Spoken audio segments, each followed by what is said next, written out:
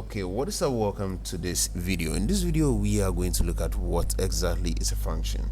So what is a function? Functions are building blocks of Python programming, reusable code blocks that perform specific tasks called code.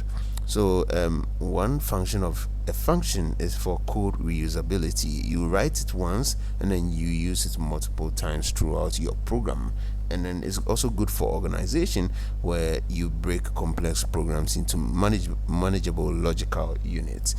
It's also good for modularity, where you create your own custom functions to extend Python's capabilities. So how do you actually define a function inside of Python? What are the syntax and also the rules? Here's a block of code.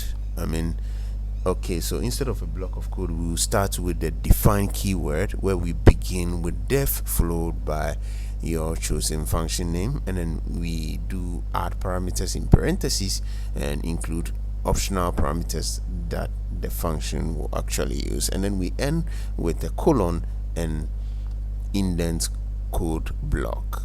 So the function body must be indented, typically 4 spaces.